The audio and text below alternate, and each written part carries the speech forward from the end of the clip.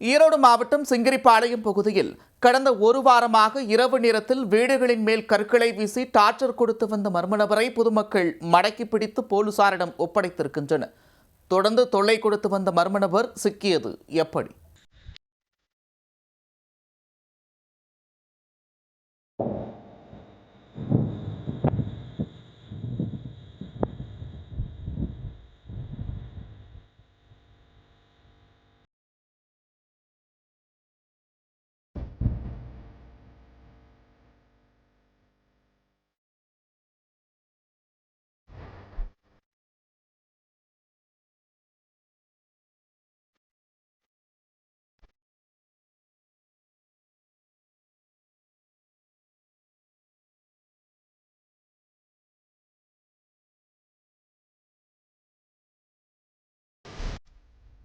ஈரோடு மாவட்டம் கோபிச்செட்டிப்பாளையத்தை அடுத்துள்ள சிங்கிரிப்பாளையம் பகுதியில் கடந்த ஒரு வாரமாக இரவானால் வீடுகளின் மேல் கற்கள் விழுவது தொடர்கதையாக இருந்து வந்துள்ளது.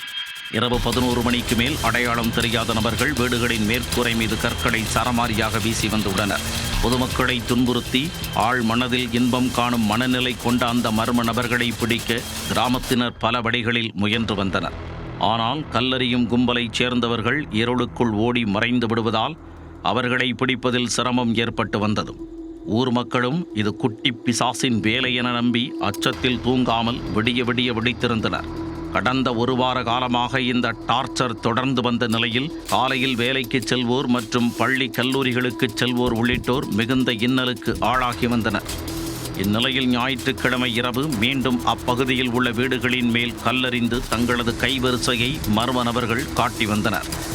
ஏற்கனவே உஷாராக இருந்த கிராம மக்கள் சுதாரித்துக் கொண்டு துரத்திச் சென்றதில் மர்ம நபர் ஒருவரை சுற்றி வளைத்து பிடித்தனர். அவருக்கு தர்ம அடி கொடுத்து விசாரித்ததில் அந்த மர்ம நபர் சிங்கிரிப்பாளையம் பகுதியைச் சேர்ந்த நிர்மல்ராஜ் என்பது தெரிய வந்தது.